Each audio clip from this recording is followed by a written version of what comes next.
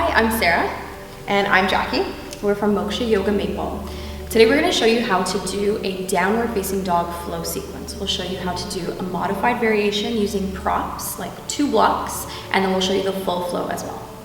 As always, once you begin your yoga practice, you'll want to start in a very grounding position. Jackie's beginning in child's pose today.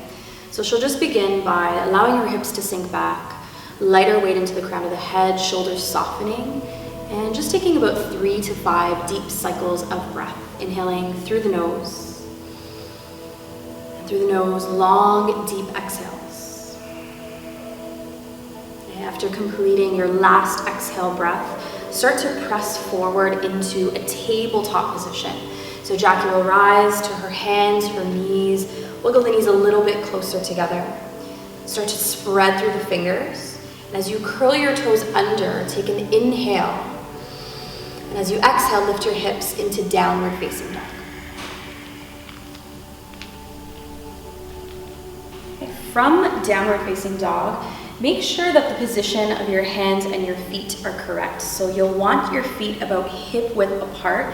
Usually that's no wider than about 6 inches of space. It's all good if the heels aren't pressing towards the mat. Just begin to find that length, that stretch into your hamstrings.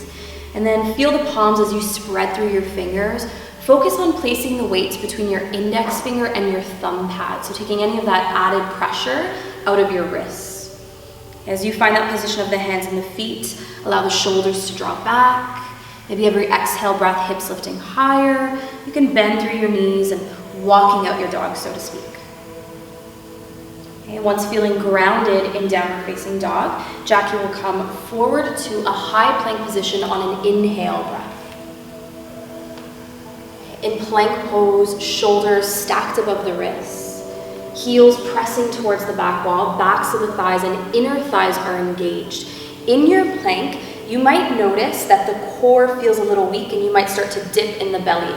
So if your hips are sinking and the shoulders are winging out, just like that, you want to find the action of pressing your palms into your mat, lifting your hips, so then you're level shoulders to hips, using the core muscles, pull the belly in.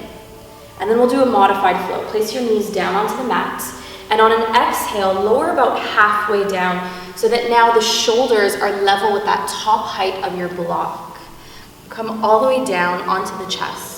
And then take an inhale to a baby Cobra pose. So you're gonna lift just your chin and your chest up. This is gonna strengthen the muscles in your spine. Make sure to keep the tops of the feet pressing down. You can come right back down to the heart. Curl your toes under, press into your palms, exhale breath, back to downward facing dog.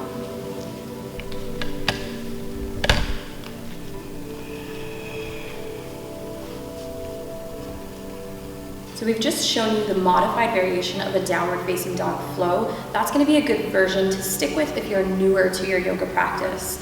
Jackie is now going to show us how to do the full downward facing dog flow. So from a downward facing dog, with an inhale breath, come forward to a high plank position. Okay, from the top of a push-up, again, feel that placement of the heels pressing back, shoulders stacked above the wrists, and then on an exhale breath, lowering to chaturanga. So the shoulders are level with the height of the block. As you inhale, press through to upward facing dog. Okay, shoulders will soften at the top. As Jackie holds her up dog, we'll show you a tendency of what we see happening in upward facing dog, things that you really want to avoid. So you might sink the hips down, dump the head back, and the knees are down.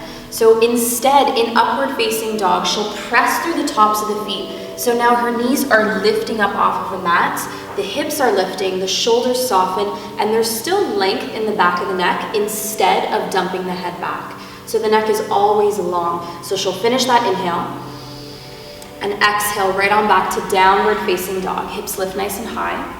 Okay, resting here for about 3 breaths. Inhale, through the nose, exhale. From there, coming right back to child's pose, lowering to your knees.